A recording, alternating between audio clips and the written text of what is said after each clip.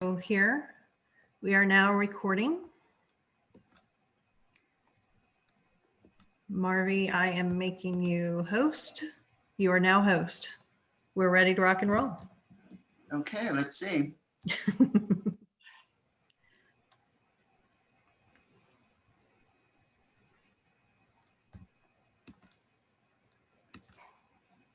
Hello, everyone. Thank you for joining today.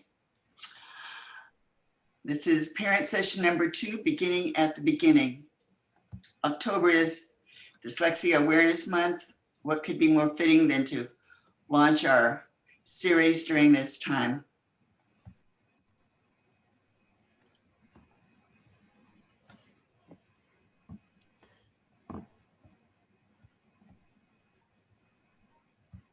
So, I'm Marvilene Hagopian.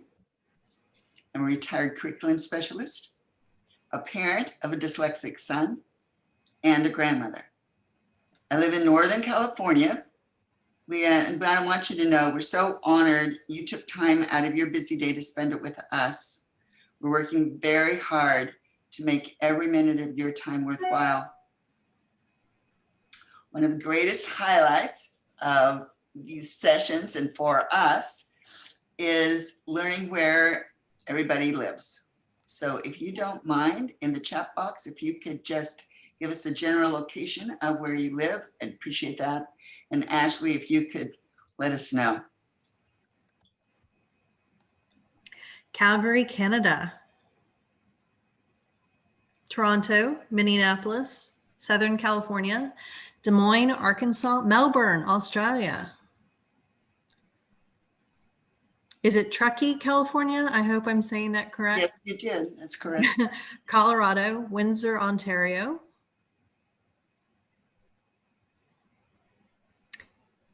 I think that's everybody. Awesome. Okay.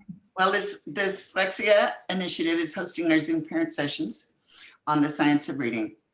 Ashley Roberts, here she is, is a founder of this nonprofit organization. She's facilitating our meetings and will be monitoring your comments in the chat box. Well, the reason we're here, COVID-19 has completely changed our lives.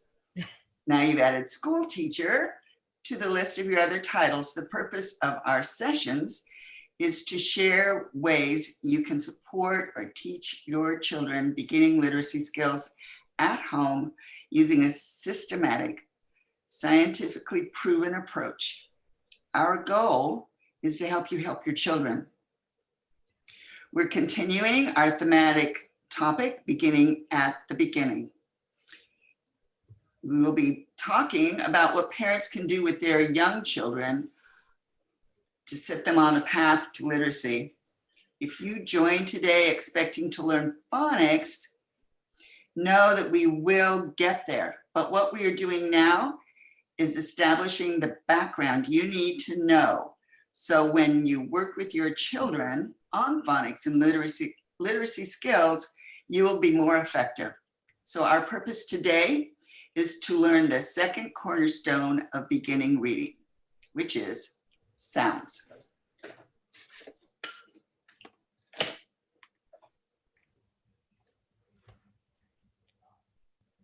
So, just a minute, please, while I pull up. Okay,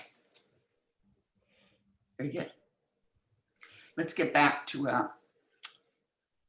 our PowerPoint.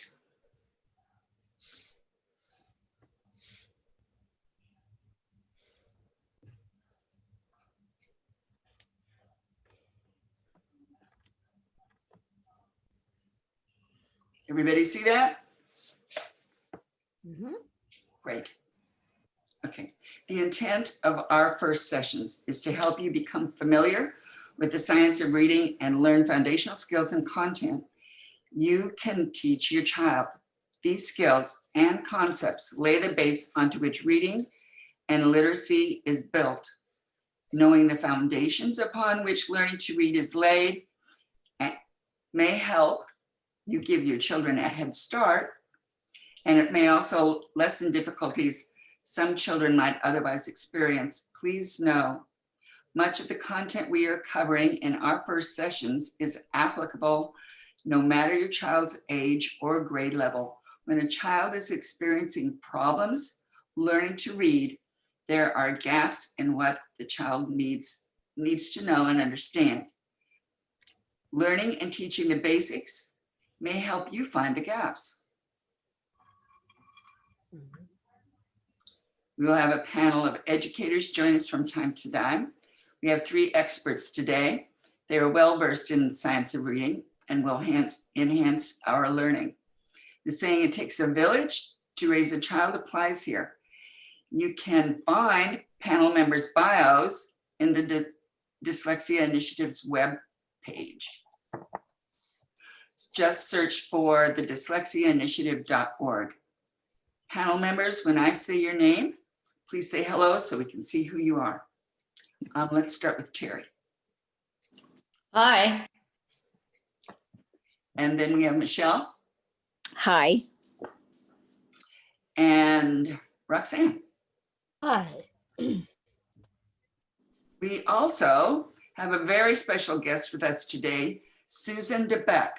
She is the producer of the video we watched last week, Oh, What Children Need in Order to Read. Susan, please say hi so we can see you. Is she there? I don't see her. Oh, she may have had difficulty getting in. Well, that's a shame. Well, Susan will be back with us next week if she doesn't make it in today. Panel members, thank you so much for spending your precious days and with us, getting ready and preparing for this presentation. And thank you for being here today. Your input is going to make a great big difference into what we're going to be learning. So most of our sessions will start with a review of the content we covered in earlier meetings. You will have had time to digest the material, check out the links we shared, and practice what you learned with your children. After practicing, we expect you'll have more questions. We'll do our best to respond to them. You're encouraged to ask questions or make comments anytime in the chat box. We will address as many as possible in our after wrap-up sessions.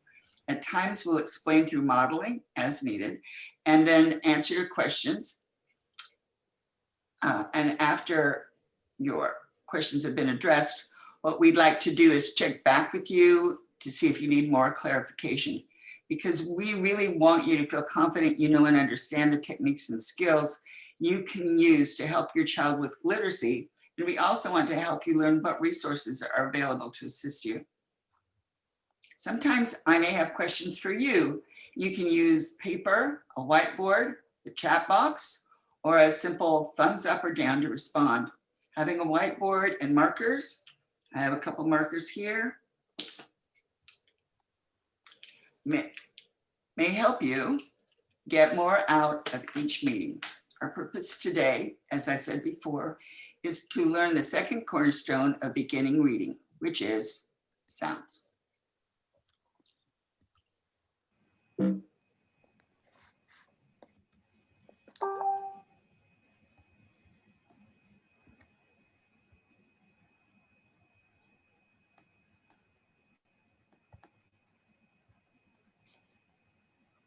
We will watch part 2 of Susan DeBeck's video and learn the science of reading. We'll deepen our understanding of the science and help you apply what you've learned. At times, you may want to assess how your child is doing. We can help you with that too. Last week, we recommended 2 things you can do. First, you can check out the links on the Dyslexia Initiative's website. You're also encouraged to make letter cards for each letter name. So to make the cards, you can cut up a piece of paper or use note cards. On each card, we want you to write an uppercase letter on one side and a lowercase letter on the other. Can you see that? Yes. Great. Now notice I'm using two different colors. I want you to make consonants black and the vowels red. Now for Y, you're going to need a black card and a red card. Again, uppercase letters on one side, lowercase letters on the other. But for Y, we need two cards because sometimes Y is a consonant, such as in the word yellow. And sometimes Y is a vowel. Think of the word my, and it says long I, or happy, when it says E. The cards can be used for a variety of purposes in games. Older children who already know their letter names can use the cards for phonics and spelling games. So I highly recommend you make a set. You can also make cards with more than one letter.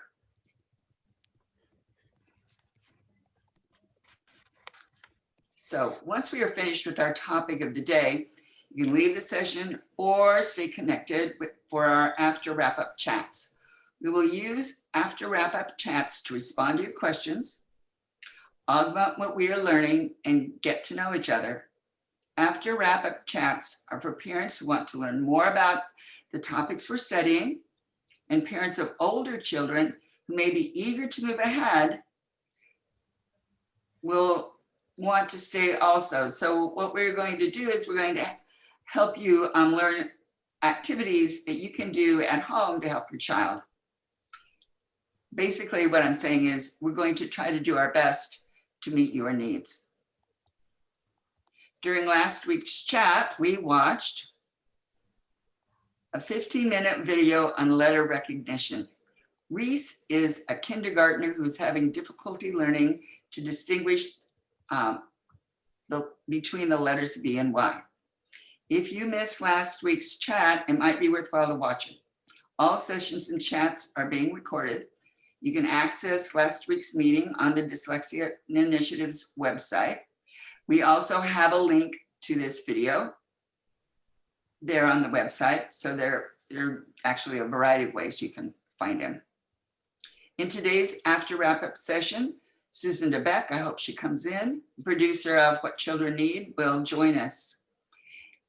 Should she not be there, please know that that's when our content panel members will be there. We're going to, I know they have some comments they want to make on the video that we are going to watch today, and they're experts. They can answer all your questions. Well, at least they can respond to them. After that, we will show you how to use letter cards, if we have time, to teach letter recognition and letter naming. Should you even have even more time, we can review the gradual release model of instruction.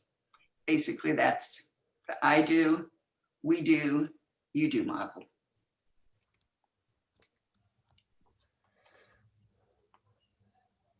So I'm going to watch the video.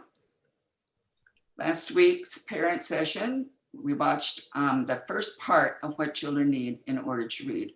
In part one, we learned children need to learn the letters of their language. If children are unable to recognize letters, how are they going to recognize words as a pattern of letters? You can get your own copy of What Children Need by emailing Susan DeBeck. Just visit her website at www.debeck.com. And by the way, for those of you in Canada, Susan DeBeck lives in Canada. Okay. Now, Marilyn Adams is being interviewed in the video. Marilyn is a scholar in educational psychology, research, and she's author of Beginning to Read, Thinking and Learning About Print. In the video, she explained that success in reading in the first grade is the best predictor of future success in school. Let's watch the video. I'm going to need to close out and then share my screen again, move to the video.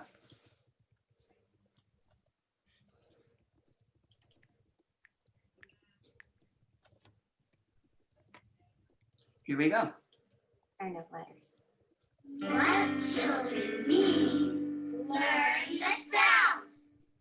Humpty Dumpty sat on a wall. The second category of factors is their awareness of language, their awareness of, in particular, the sound structure of language. Are they aware of rhymes? Are they aware of syllables? And all of this leads, of course, to the most important issue. Are they aware of phonemes? Remember, it's the phonemes that the letters of an alphabet represent. So you do need to be aware of their existence in order for the system to make sense at all. B is also for butterfly. Put that one in. And brat. And bat, right. Phonemic awareness, the understanding that speech can be broken down into phonemes and that it's the phonemes that the letters of the alphabet represent, is an incredibly strong predictor of beginning reading.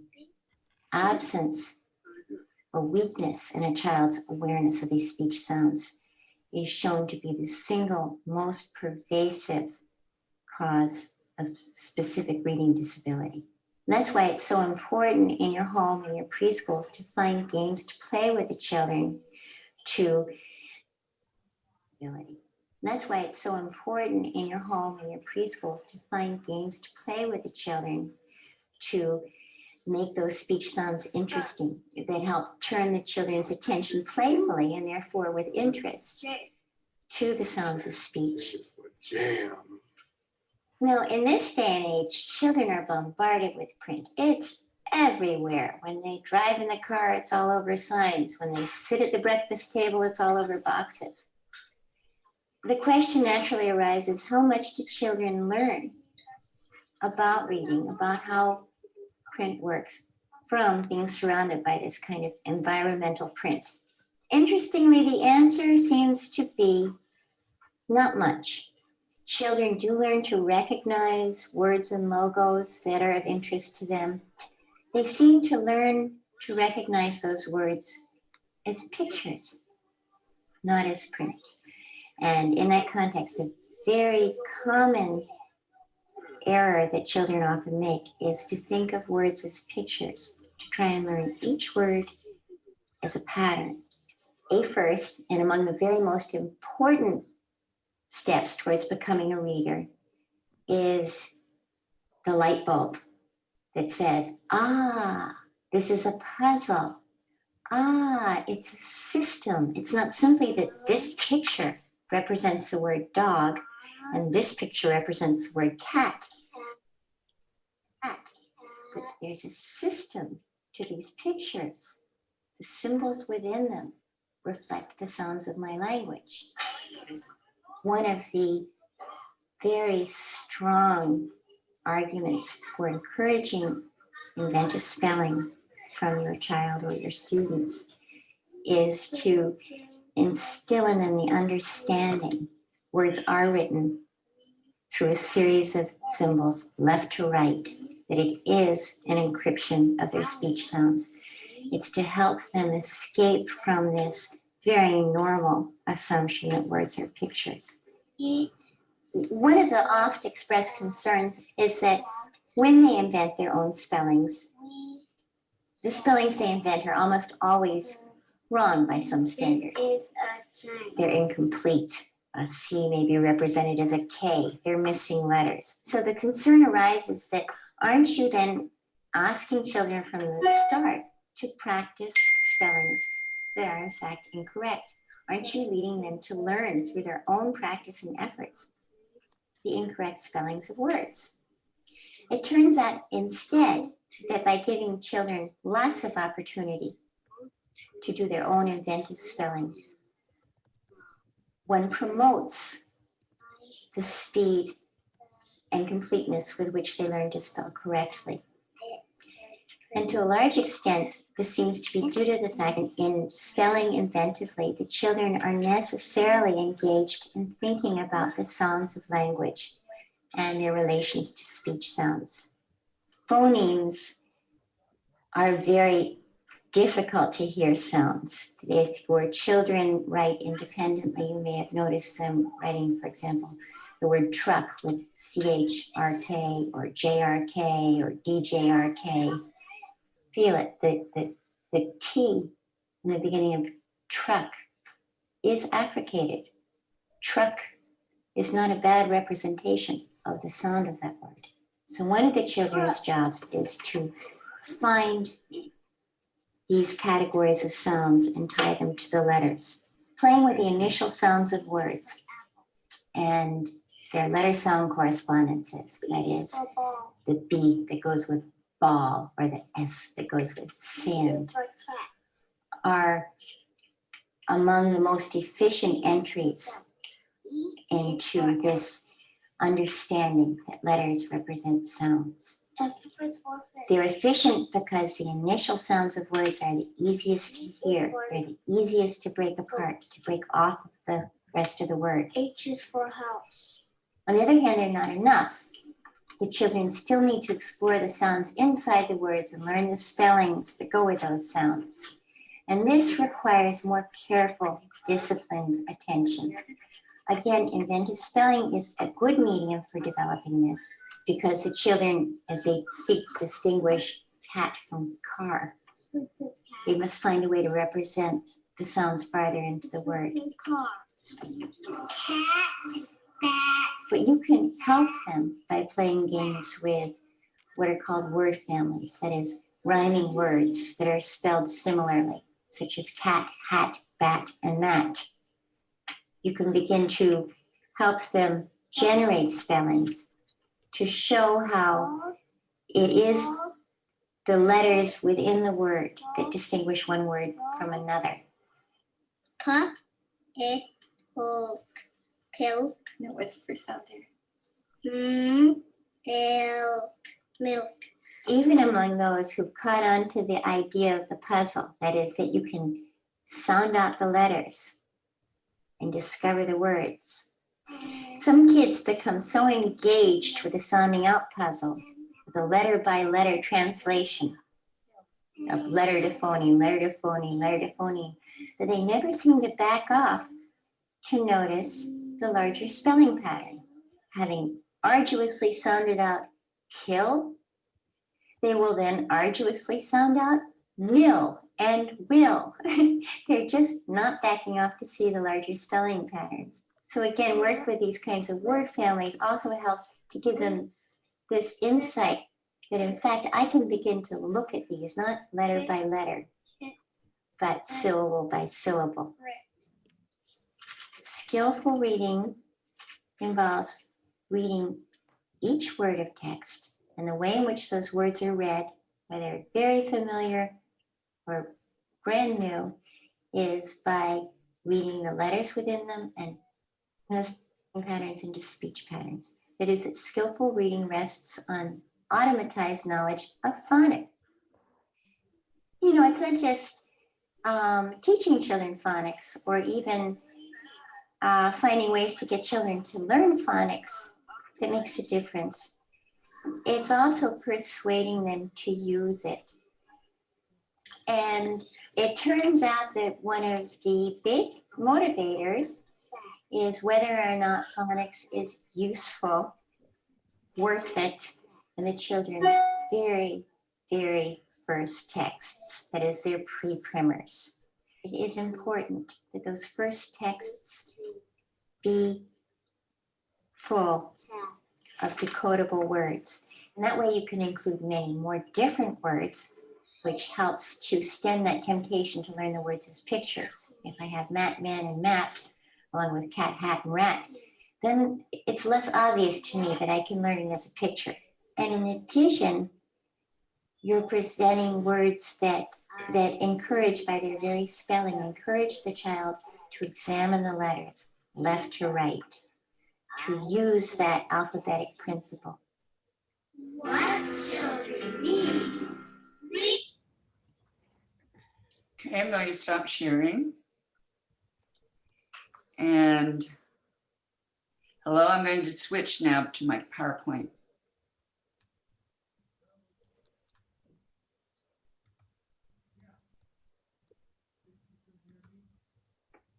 Okay, can everybody see my PowerPoint? Mhm. Great. Well, in part one of Susan's film, we learned the first cornerstone of beginning reading is letter knowledge. Now, letter knowledge is more than, as you can see here, more than just letter naming. It's about letter recognition and learning the difference between consonants and vowels. And that's why when you make your letter card, you're going to put your consonants in black and your vowels in red. So today we learned the second cornerstone is awareness of language, sound structure of words. And so we're going to break that down, starting with words, moving to syllables, then to rhymes, and to phonemes. Next week, we'll watch the video and learn the third cornerstone, which is awareness of print.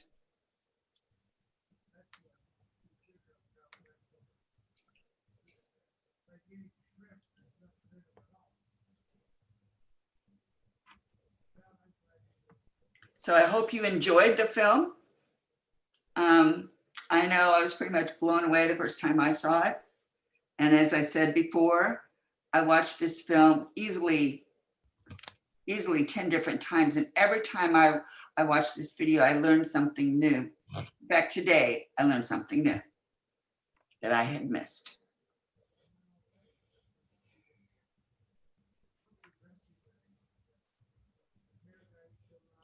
You can, as a reminder, you can visit Susan DeBeck's website and get a copy of your own.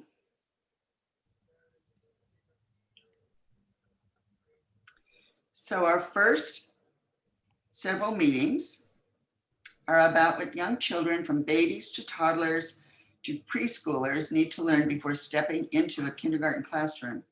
When my children were little, I did not know I could make the transition from home to school easier.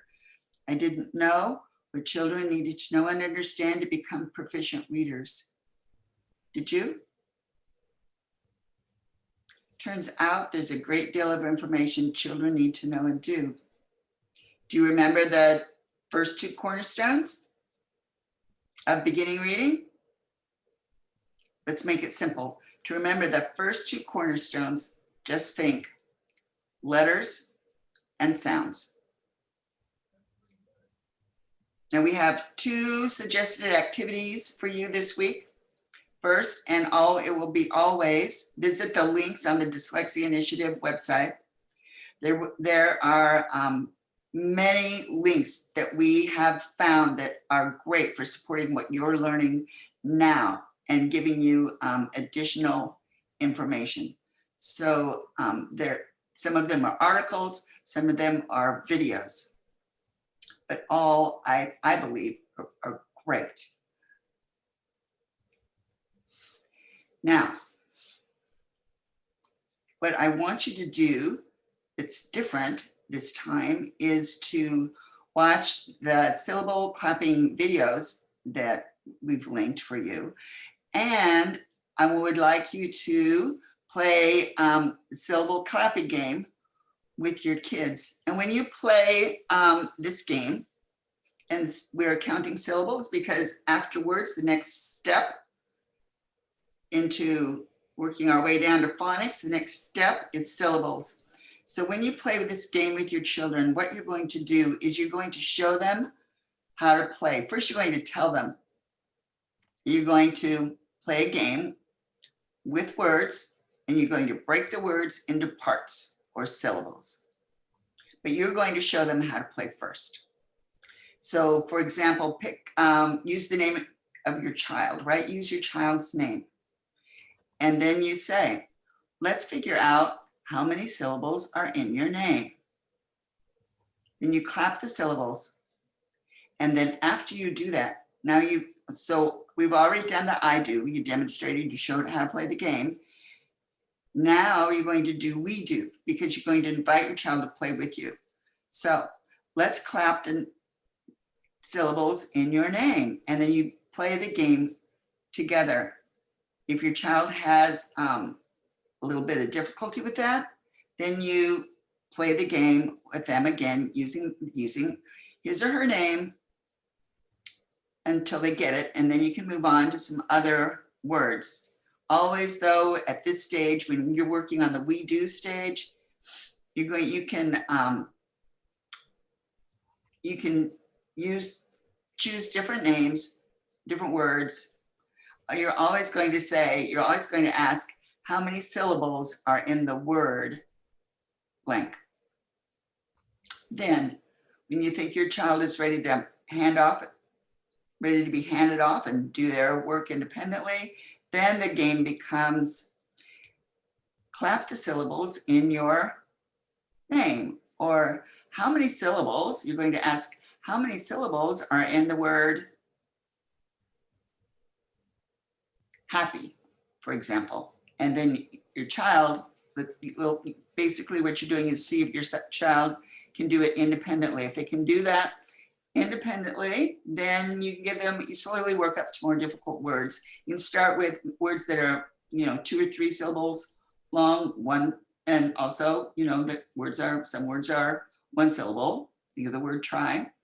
And then after they really understand how to play the game, then you can choose words that have even more syllables. So I think you'll enjoy the videos that we linked for you on playing the syllable clapping game.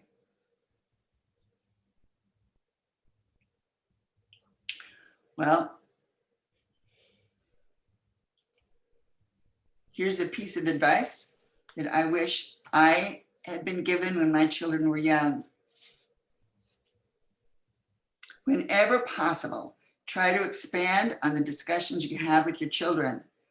Ask who, what, where, when, why questions. Get beyond the here and now. Venture into the abstract. Play games with them. Encourage your child's imagination. Try to weave your questions into your daily activities when you read aloud. This is an exercise each of us can do and should do daily, no matter our child's age. When appropriate, and with a reason, the reason is that when we're having discussions, when we're asking them these questions, when we're reading with them, what is happening is that your child is starting or developing a broader vocabulary. And having an extensive vocabulary under your belt when you go into school is of great value and benefit.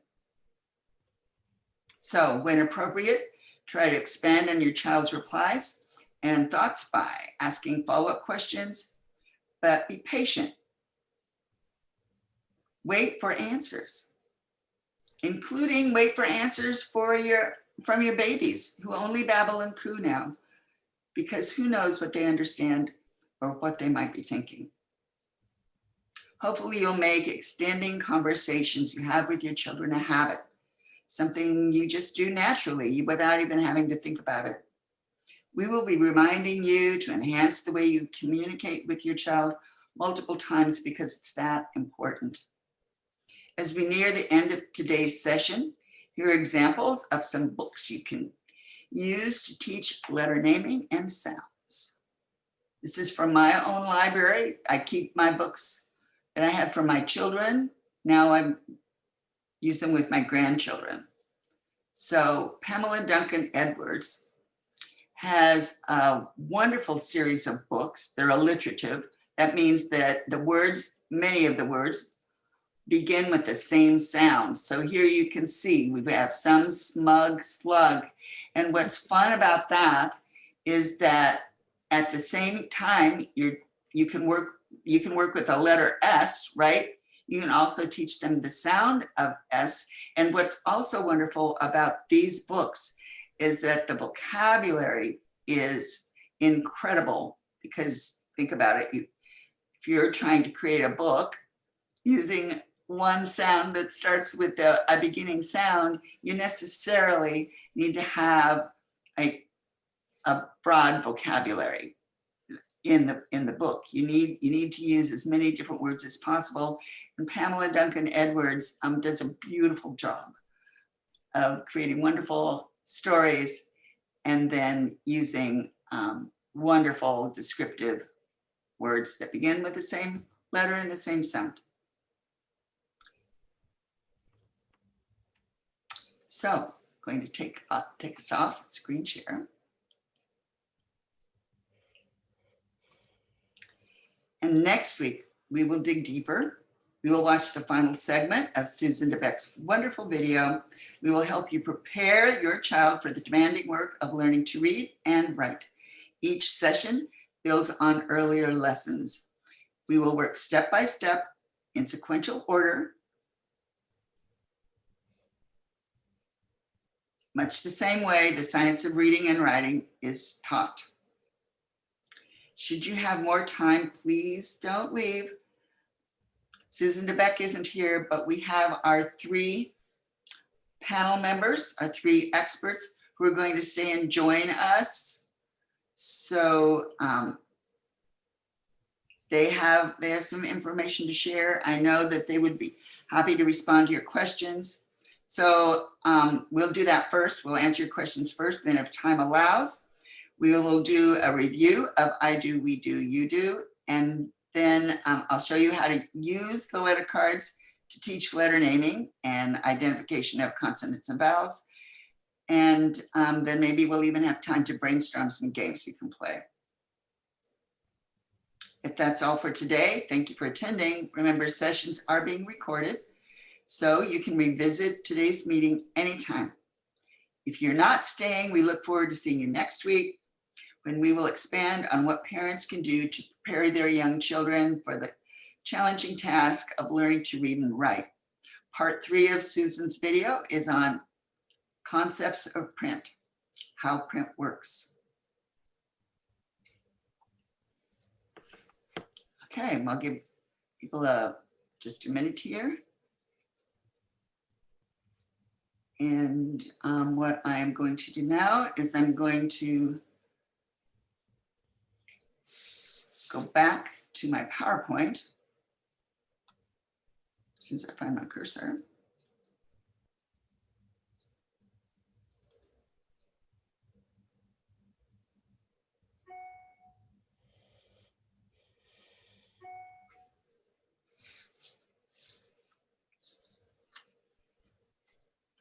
So as I think I've already said, we're going to use this time to just dig deeper. At times we'll look ahead for those parents who have older children. We're going to offer you opportunities to learn what kinds of things you can do at home to get extra practice. And sometimes we'll just spend the time getting to know each other.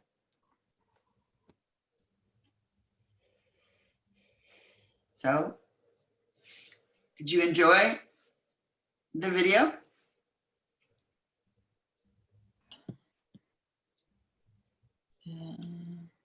Yeah.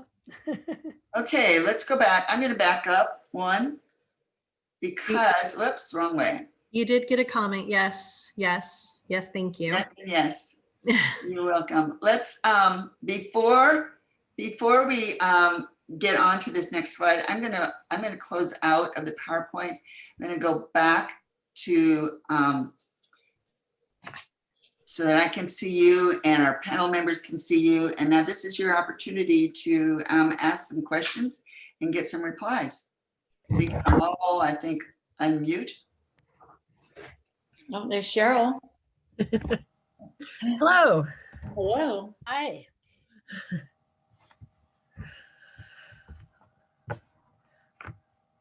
I was just, excuse me, kind of taking it in right now because I have a 10-year-old daughter who has dyslexia and dysgraphia, but combined with the gifted diagnosis. So 2E, she has extremely high verbal comprehension and actually subs in words frequently.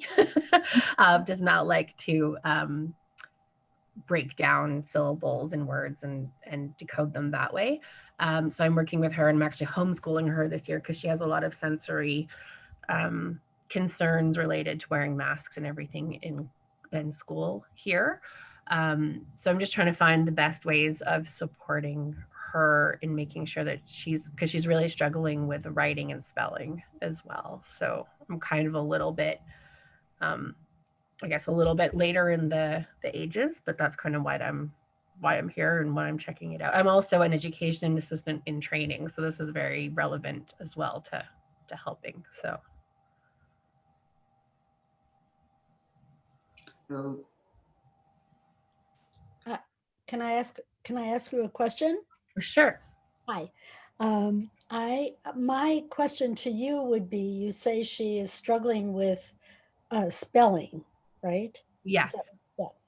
So going back and kind of referencing the content of the video, in her instruction in school, was she taught initially the letter sounds? Was this part of her early reading instruction and patterns? Because at her age, you're talking about spelling patterns, more sophisticated spelling than little kids get. Yeah. So I'm curious. I don't think it was intentionally. So we're very much in our school zone about still the whole learning concept or the holistic learning. So there was no very intentional work done. I actually advocated and ended up spending money of my own to have her assessed because I felt she had a learning disability, but the school kept telling me she was at grade level. And I think the gifted verbal was masking some of the LD, which is not uncommon. And so I actually have had to advocate for all steps of this process, but we did work with a speech language pathologist until our benefits ran out, where we were starting to work on each of those sounds, but she doesn't hear, she doesn't have that phonemic awareness, especially for unstressed vowel sounds.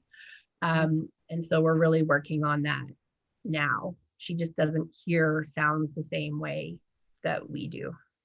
Oh, interesting. Okay. But her hearing has been tested and she hears fine. It's just actually not distinguishing between the sounds. Yeah. She did have a hearing test in relation to all of this. It was done by our family doctor very recently within the past year, and they had no concerns over her hearing. So the SLP group we were working with is saying basically it's at the language processing level of the brain that she's having difficulties. Mm-hmm. So I mean, I can keep working with, I think we haven't been doing enough of that practice of the syllables and what, clapping it out, kind of making sure that we hear all of those parts. But also maybe then asking her about that sound correspondence to like maybe what letter she would put in there, making that part of our game. Would that be kind of a next level? I would just ask, does she know her letter sounds? When you show her the letter CK, does she know what sound that makes? Okay. Does she know the various sound spelling patterns? Because there are 43 different sounds in the English language, and many of the vowels have multiple spelling patterns. Yeah. So it's very helpful to know that information. Right. And to really be able to internalize it if you're going to try to spell in syllables, but whether it's spelling in syllables or not. But once you know the sounds and you break it down into syllables, it's much easier. I ran into that with my own daughter. Okay. Spelling was just a real challenge for her. And because I knew what phonemic awareness was about, and so I had all of that background so I could help her with that, and made a huge difference. because she did not get that in her classroom. Okay. Did Yeah, not- no, definitely not. They don't feel it's necessary to teach that. And I disagree, obviously, because like yes. there is I understand. So I'm seeing my younger daughter, she's already showing that holistic growth that they talk about. But obviously there are kids with dyslexia specifically and other challenges where there's a lot more intentional instruction that needs to happen. And that's not happening in our school system at the moment, in my opinion, or at least in our experience locally. And it's unfortunate because I think it would help a lot of students, to be honest. But Well, you're not alone. That's what prompted my question to begin with. And I Right. knew that Terry or somebody was going to jump in, or Michelle, and answer the question, because this is not uncommon. This is very much the way of the world. And I teach a couple of college classes, and I teach one class on tutoring students with who are struggling. right. And my students are like, what? We never heard this before. So you're definitely not alone. And so, I appreciate the fact that Marvi has included this looking back in the process of trying to help our students and our children. Right. I'm definitely going to go and make those cards and just see if she can even voice those sounds, right? Like, can she make all of those sounds? That's great. One thing I want to show you, a really good comprehensive reading programs. If you go into a classroom and you see what's called sound spelling cards, that's different than having the alphabet. When you go to a classroom, you see the alphabet along the wall.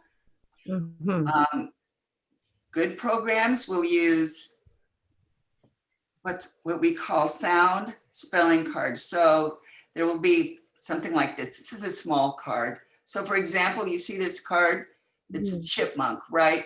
So the sound for this card is ch.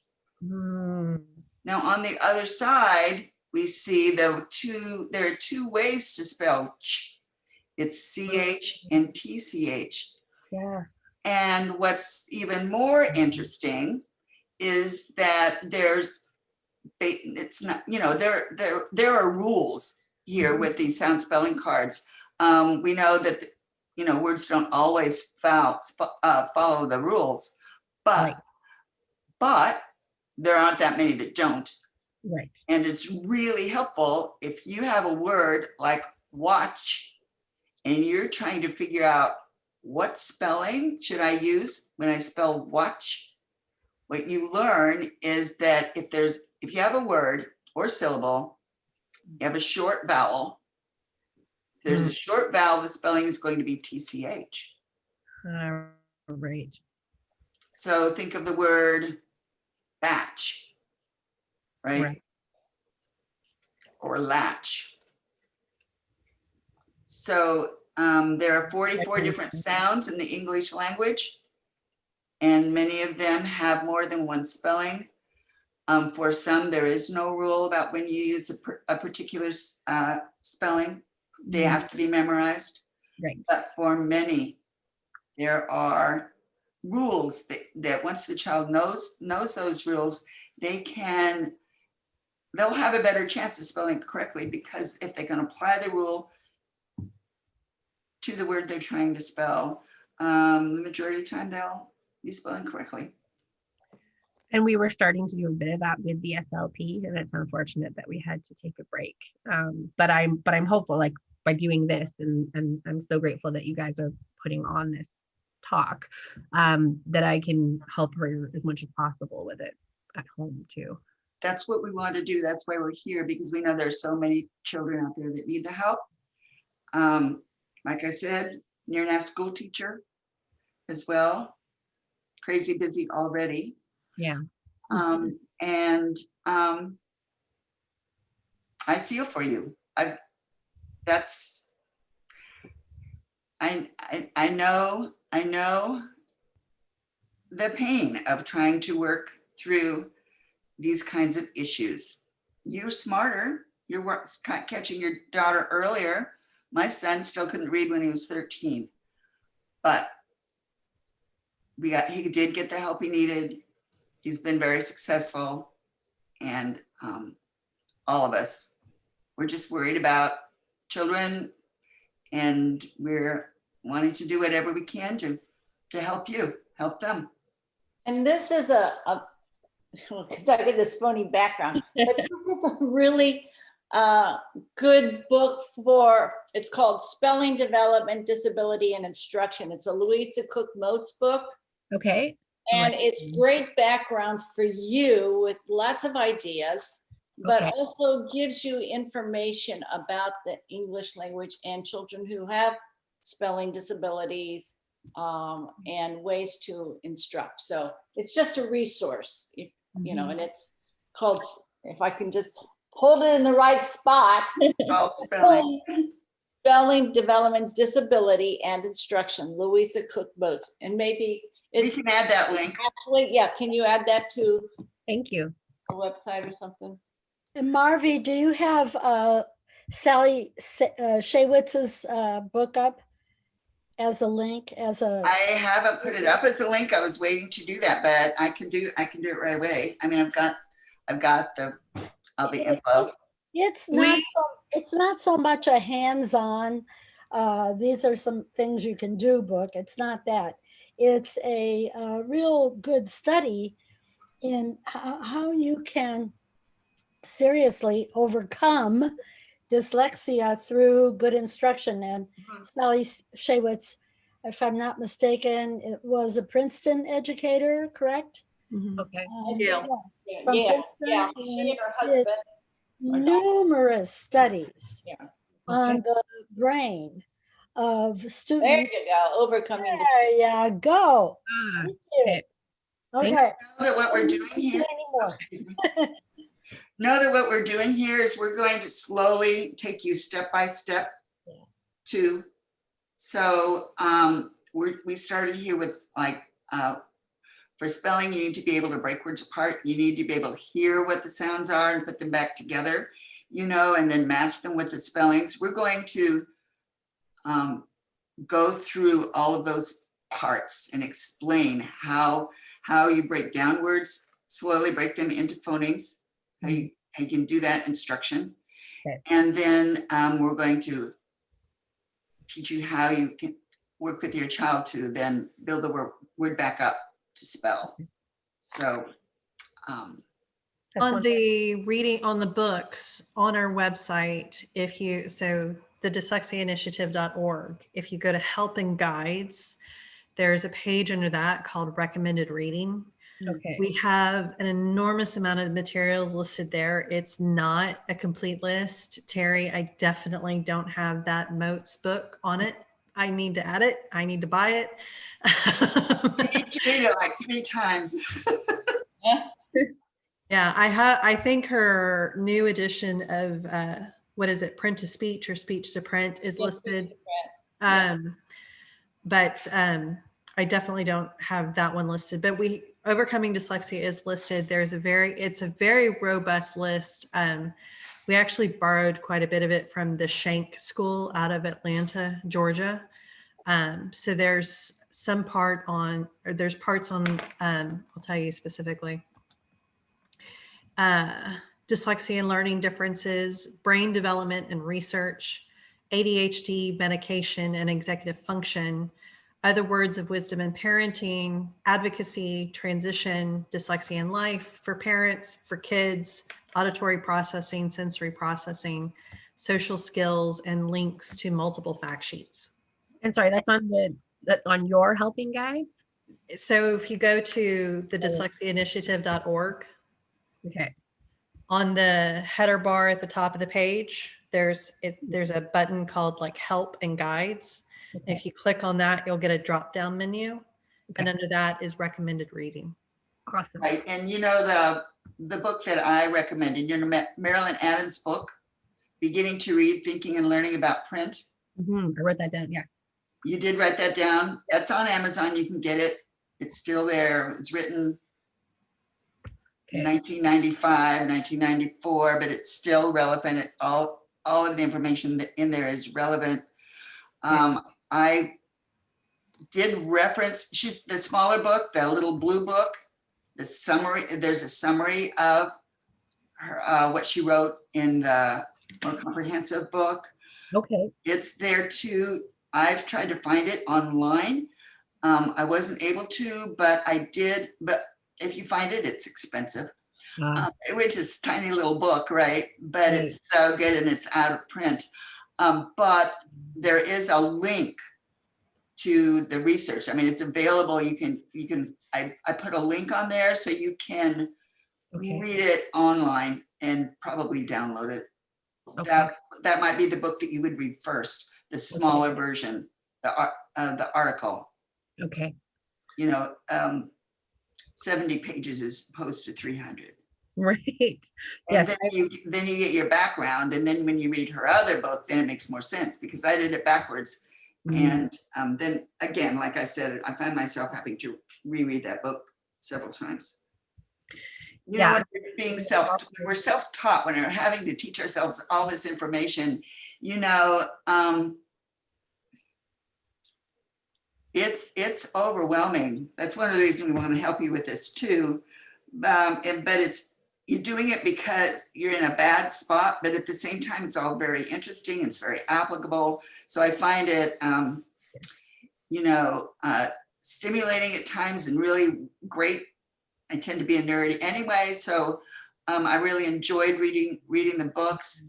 But at the same time, I was learning about, well, I'll just say it, what my child wasn't getting in school, and I was learning that I wasn't like crazy. I wasn't, and I actually had a teacher ask me why I was trying to put labels on my child. And I was like, no, my child is struggling and I see that she's struggling. And I don't care that you think she's at grade level because she's depressed and anxious and having a hard time every day at school. Because Right. they're smart, they really know, But that's their belief that dyslexia is a disability. And that's what I've been talking a lot about lately is dyslexia is not a disability, but their denial and their refusal to teach to it is making it a disability. So it's just that complete lack of understanding. Right. Also, if a child like your child, Cheryl, is very verbal, they can talk their way into teachers thinking that they are getting it. Yeah. And they don't see how they struggle at home. Yeah. Because they probably are, perfect kids in the classroom and first hand up to answer a question. And, when they've been reading a story, they get all the information from everybody else and they're right on with the comprehension and the vocabulary. And then all of a sudden, teachers, having taught for many years as well, you think that they're doing really well and they don't see what you're seeing, so, and that's frustrating for you. And it's very frustrating for her because she wants help. Yeah. Well, and she couldn't even really articulate it, but I see it because I would even tell her teacher that she would skip over big words. And she's like, oh no, she's getting her comprehension. And I'm like, yeah, but she's not sounding out. She's just seeing the first letter and subbing in a word that she knows makes sense. Yeah. I'd like to add one thing in regards to that. Having taught the younger children for so long, the last few years with tutoring, I was amazed at an older child, 6th grade, who was doing exactly what you were saying, Cheryl. Kind of when I would have her read out loud, she was mumbling over the large words. Right. And what I found is if I had her pronounce it in syllables, I found that and to be able to look at those parts of speech that we will get to and that we were talking about, prefixes and suffixes and those key sound spellings in the middle, she was able to learn quite quickly to be, with help, I should say, to be able to read by pronouncing in syllables, but she could not spell until she could speak. Right. And you have to be able to say the word correctly, enunciate in syllables. And then the other thing that I found was not being taught, of course, older children, and not necessarily with dyslexic, but just not being taught to break words apart again in syllables, and not doing well on spelling tests. Once I had them looking up the words on the iPhone, the parent's iPhone or whatever, doing it with them when they're with me, and breaking them apart, the spelling went from only a couple, now this is a little younger, but like a couple right to maybe only one or two wrong out of 20 words. And there again, I'm hearing a lot about how the teachers thought that the children were on grade level and doing quite well. And when you work one-on-one with a child and you find their gaps, they definitely are sliding by, because somehow they're comprehending. They're not reading each word. They're not knowing how to spell. And it all goes back to hearing. And I think going back to what Marvi has been saying, this beginning phonemic awareness. And do we hear the first sound? And can we change a word by changing that initial sound? Can we change, the spelling patterns that they were talking about? But it all comes back so much to sounds, whether it initial sounds, individual sounds, sound spellings when letters go together, or there again, you're breaking it apart in syllables, starting with clapping, and then with older children actually pronouncing it as they read with them, and looking to see those. Michelle? Yes. Let me interrupt, because we have a question from Chantel. Oh. It says, I have a 10-year-old boy who mixes up some letters, forgets letters. He has low reading comprehension and low working memory. Where would be a good place to start helping him? He did a year with Kip Garth tutoring program. I don't know what that is. Thank you for today. I have some good ideas to help. Did she leave? She may have left. She said see you next week. She's here. Oh, is she here? Okay, great. Okay, so her son mixes up letters, forgets letters, has low reading comprehension and low memory. What grade is he, Chantel? 10 year. Says Oh, he's 10 years. 10 years old. Fifth grade? Fourth or fifth, I would imagine. Fourth or fifth? Fourth grade. Okay. Where Is that picking up the names of the letters or sounds? What exactly is that? Maybe Chantel can unmute and then talk to us. He mixes up like he forgot the letter Y, mixes up B and Q. He just seems to forget, working on it for years and stuff, but he just doesn't retain the information very well. He's also autistic and has inattentive ADHD. Well, I would think that you'd almost have to Go back to the beginning. go back to the beginning. Yeah. Yeah. I have the book. Toe by Toe. Is that a good book to use? The UK version is better than the American version. Are you from Melbourne, Australia, by chance? Yes. Yes. Welcome. Hello. That's the accent. I have a son-in-law who is Australian from Sydney, so I recognize the accent. Yeah. Yeah, now what was the program that you were talking about? The UK Yeah. version is significantly better than the American version. Okay, I've got the book already, so yeah, and I'm on other dyslexia pages, and that's the most suggested thing. And program called Nessie. Nope. It's an online program. How do you spell that? NESSY. Oh, okay. No, Yes. no. They're the people that produced the Michael short film that we were going to premiere here in Sacramento, but it's online. It's available online now, Okay. and they're a group of dedicated mom and family. They're dedicated family trying to help children out, and they're in England, I believe.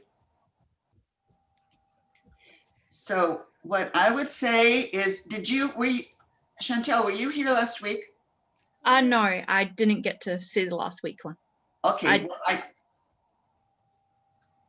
we're learning this process too, and so last week's session it's a little rougher than this week. I think we've made some improvement here on our format and our presentations, my presentation, but in that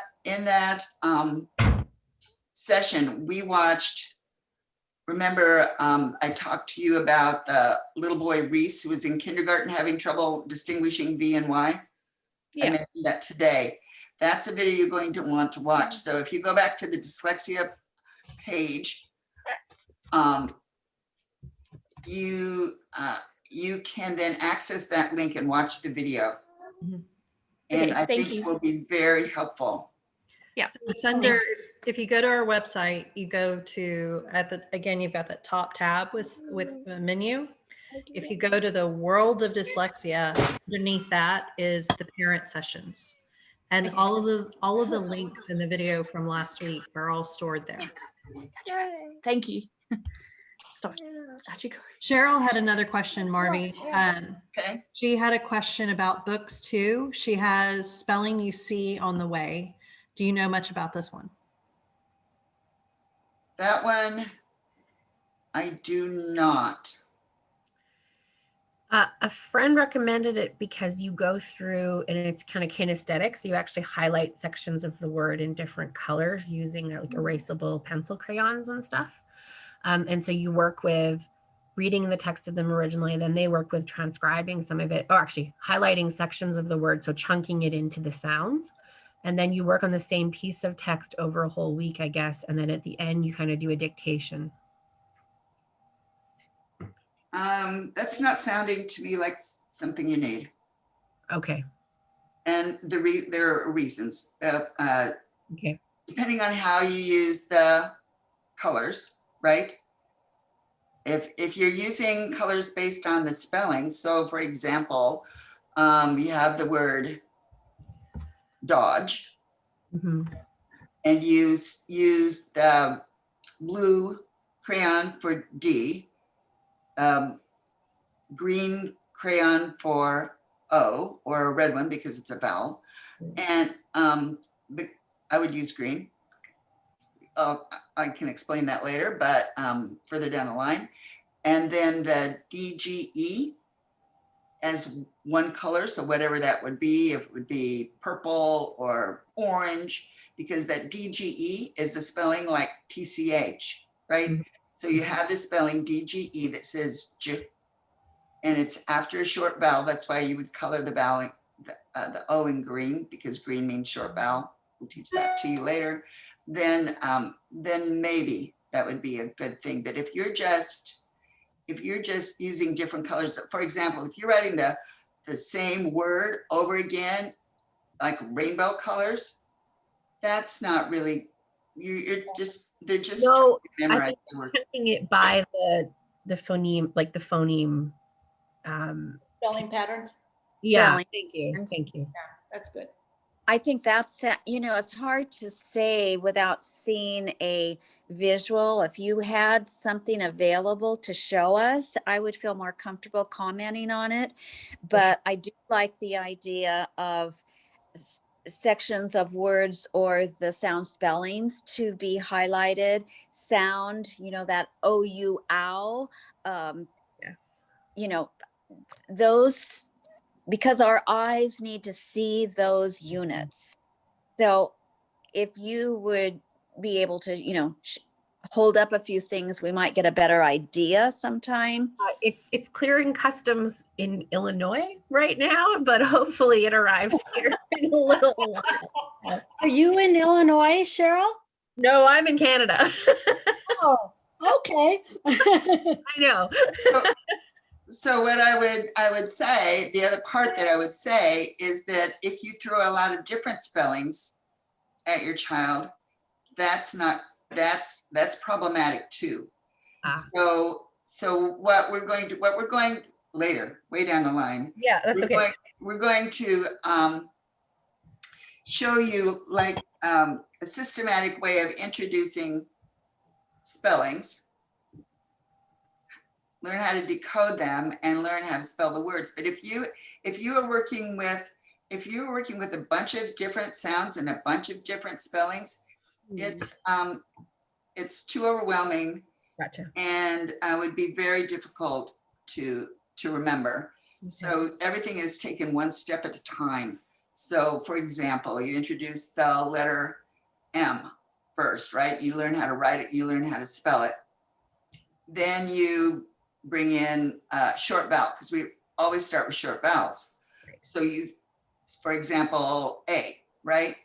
So if you have M and A, if you know M and short vowel A, you can read the word am. Then when you add T, like this is in a systematic comprehensive program, these sounds and spellings are often taught like one day after the next. And then there'll be a comprehensive review before they move on to other spellings. But okay, so say when you add T, right? Now you can read mat and you can spell mat, and you can read tam, and you can read at, and you can read am. You can spell all those words and you can read all those words because you've learned the spelling. You've learned how to decode the word, how to sound it out. And then you've had on the same day, you've had practice using those spellings to write the words. That's the basic system. Okay. So, but if you're throwing them a word like dodge, right, and then out, and you wouldn't do it all for sure. That's systematic, and I think it's so important when you have a program that is teaching those sounds. The sequence is important, and that you follow up with the books that are only using what you've taught.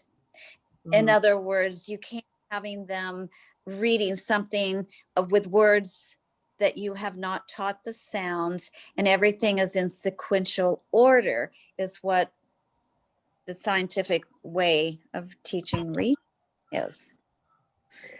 Okay, that's so interesting because she's basically reading above grade level, but like books already. She's read the whole Harry Potter series. Well, there you go. So there's a lot that she knows. So what maybe we can help you do is break down what she knows, right, and where the confusions are. Yeah, start at the beginning and just go the steps to find out what the problem is. Well, I'll keep attending. I don't want to. Sorry, I feel like I've monopolized the conversation tonight, and that wasn't my intention. So I just. Do we have some other? I've had a couple of chats offline. I think those are the majority of our questions. Okay. All right. So I have one. Cheryl is saying couldn't get into the first session. So are we going to be very behind? And the answer is no, not at all. Just really, really, really early in our series. And I don't want to scare my panel members, but I'm looking down the line And I'm thinking this is maybe a 2-year series. There's so much to share. Well, Yeah. you'll be very old by then, Marvy. We're already old. After the initial introduction last week and today, there'll be more information to share a little more each time, so a little more substance. So it won't be 2 years, it'll only be a year. Well, that depends on how often we have these sessions. There we go, Michelle, the optimist. No, you've got. I would like you to understand that we work really hard to just get each session like written out carefully, and so we're as succinct as we can, but we're giving you all of the key parts. And quite frankly, I've worked with my panel members for weeks on just today's session. So we may have to like spread things out, but we'll keep working. We'll keep staying with you. If you stick with us, we'll stick with you, and we'll get through this. Are there any suggestions that any of you might have for us to help improve the sessions that have just started? I tend to want to go faster, and yet I know we have to, it's very hard because what people want and the knowledge they have or don't have, there's no way of knowing. So just curious. And we have one of our leaders created a Google form after the session last week that I looked at as we were launching tonight for the first time. But it's a really good form asking for specific feedback. I think she did a really good job putting it together. So I was going to attach that to our website as well. Oh, that's good. That's great. That's much appreciated. Now what? We're just about ready to wrap up. But one thing I wanted to throw out there for my panel members. I mean, we had a discussion today when we were watching the video, and Dr. Adams was talking about invented spelling. And so since we have been talking about spelling, I'm hoping that Michelle, maybe you can make some comments about when invented spelling is appropriate and when we've gone too far. I had mentioned that today because years ago, when the whole language was such a popular way of teaching, it was inventive spelling was always so great because we didn't want to stifle anyone's creativity. And so when the term came up, inventive, I had seen the video, but it just hit me today, inventive spelling. And I just wanted to make sure that it was understood that the preschooler that is looking at pictures and just beginning to get the familiarity with sounds and letters, inventive spelling is great. They're understanding that words, are made up of those sounds. But once they know the sounds and we have taught them, then inventive spelling isn't, if it's a 3-letter word and we have taught the sounds of cat, then if they have an inventive way of spelling it, it's not okay. We have to hold them accountable, but we have to make sure that they know the sounds first and that we've worked with them. But I didn't want it to be misunderstood, which it was years ago, that you're in first grade or you're in second grade and they're writing and everything is just great because it's inventive and it's creative. And we really do need to teach our young children how to spell. Yeah, I agree, Michelle. I have seen, because my classes are taught on an elementary school campus, I see what they're doing. And yes, preschool, even TK, I think is still fair game for invented spelling. But in kindergarten, at least at the Rockland Unified School District where my classes are taught, they start definitely teaching those letter sounds. And so I think you're, you know, in the olden days, it was first and second grade when it was still very acceptable.